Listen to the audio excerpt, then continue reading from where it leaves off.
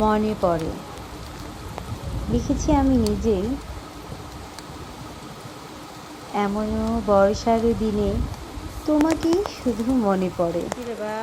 বৃষ্টি যেন তার পায়ের নূপুর হয়ে বাজছে। আর কি শ্রুতিমধুর শব্দ হচ্ছে, যা শুধু তোমাকেই মনে করিয়ে দিচ্ছে। তুমিও কি শুনছো দূরদেশে বসে বৃষ্টির এই শ্রুতিমধুর গান? বৃষ্টি যেন তার পায়ের নূপুর পরে গাইছে আর নাচছে। আর আমি যেন দর্শক, চোখের জল ফেলছি আর তোমাকেই মনে করছি। এমনও শ্রাবণ ধারা ঘরে বসে থাকতে ইচ্ছে করছে না আমার। দর্শক হয়ে দেখতে ইচ্ছে করছে না আমার। ইচ্ছে করছে বৃষ্টির মতো পায়ে নূপুর পরে গাইতে আর নাচতে। কিন্তু তোমাকেই মনে পড়ে। বৃষ্টিরও তো মেঘ আছে, আমার তো তুমি নেই। কি করে নূপুর নিক্কণ করি? কিন্তু তোমাকে ছাড়া আমার আর এখন কোনো কিছুতেই আনন্দ নেই।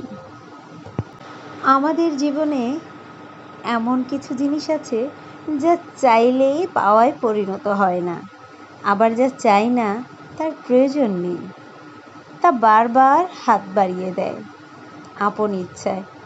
এই প্রতিযোগিতা রয়েছে প্রত্যেকটা মানুষের জীবনে। প্রতিযোগিতাবিহীন জীবনে কেমন জানি মজা নেই। প্রতিযোগিতাবিহীন জীবন অর্থহীন।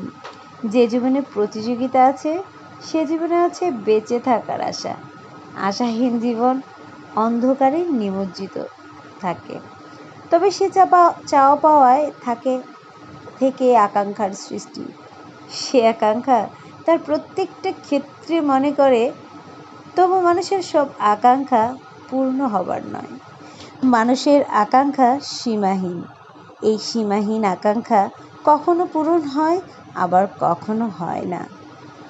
তবে এজন্য জীবনের হাল ছেড়ে জীবনটা নির্দিষ্ট যাত্রা অনুসারে চলে না। কেউ ঠকে যায়, কেউ স্থায়ীভাবে থেকে যায়। আমি দেখেছিলাম তাকে পদ্মা নদীর পাড়ে সবুজ ঘাসের মাঝে। আমি দেখেছিলাম তাকে হাজার জনের ভিড়ে দোল খাওয়া দুলগলিতে।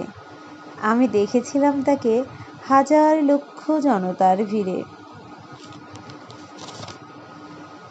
আমার দেয়া ডায়েরিটা তোমার হাতে কেমন আছে? চিঠি দিয়ে জানিও মোরে যতন। ওই ডায়েরির স্মৃতি থেকে ভালোবাসার পরশ মেখে আদর নিও, সোহাগ নিও একলা ঘরে।